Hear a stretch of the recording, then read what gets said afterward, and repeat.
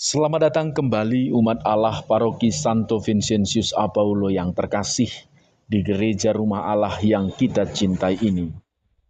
Saudara-saudari terkasih, mari kita dengarkan katekese Pramisa Minggu Prapaskah pertama. Tema katekese kita minggu ini ialah menjalankan dan memaknai masa retret agung. Bagian pertama, melek aturan gereja. Umat Allah yang terkasih, pertama-tama mari kita bersyukur karena kita sudah memasuki masa Prapaskah dan sedang menjalani masa pantang dan puasa. Selanjutnya, selama masa Prapaskah ini, katekese Pramisa akan mengulas tema seputar aturan gereja, pantang, puasa, dan amal kasih. Pada minggu Prapaskah pertama ini, ada baiknya kita sedikit belajar tentang bagaimana gereja mengatur tentang pantang dan puasa ini. Bagi kita orang Katolik, masa Prapaskah adalah masa persiapan untuk menyongsong dan merayakan kebangkitan Yesus. Masa Prapaskah ini kita isi dengan melakukan pantang, puasa, dan amal kasih. KHK Kanon 1249.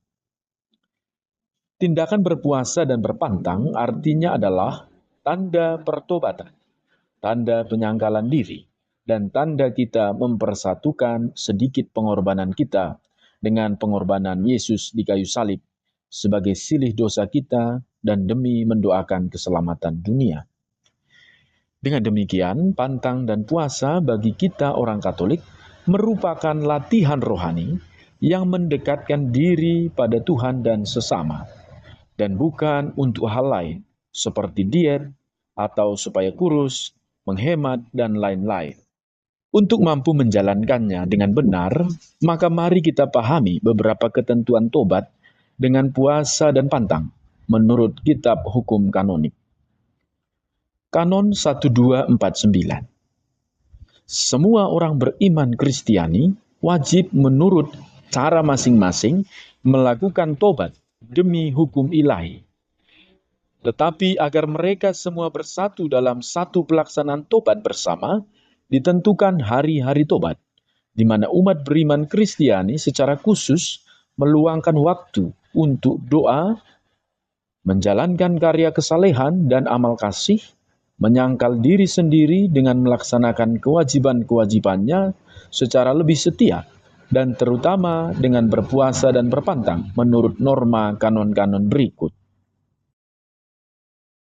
Kanon 1250. Hari dan waktu tobat dalam seluruh gereja ialah setiap hari Jumat sepanjang tahun dan juga masa Prapaskah. Kanon 1251. Pantang makan daging atau makanan lain menurut ketentuan konferensi para uskup hendaknya dilakukan setiap hari Jumat sepanjang tahun, kecuali hari Jumat itu kebetulan jatuh pada salah satu hari yang terhitung hari raya.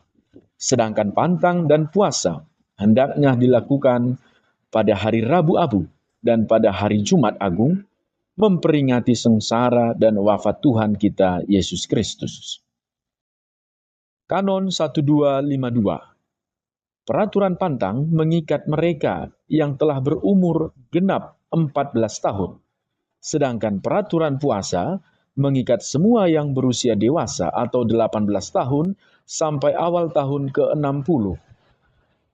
Namun, para gembala jiwa dan orang tua hendaknya berusaha agar juga mereka yang karena usianya masih kurang, tidak terikat wajib puasa dan pantang, dibina ke arah cita-cita tobat yang sejati.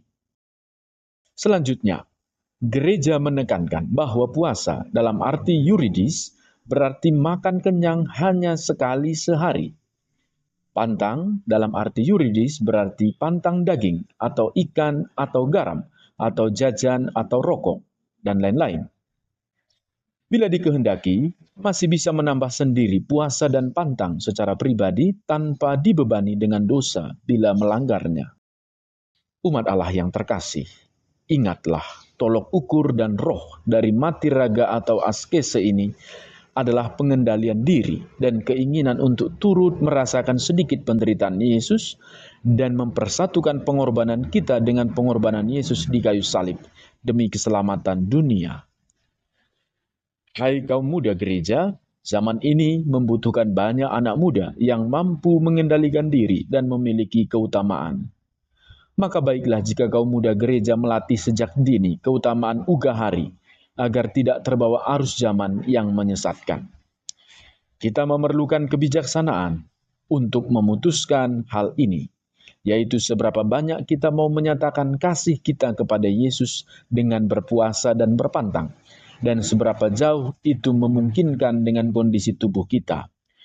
Walaupun tentu jika kita terlalu banyak excuse, berarti kita perlu mempertanyakan kembali sejauh mana kita mengasihi Yesus dan mau sedikit berkorban demi mendoakan keselamatan dunia. Tuhan memberkati.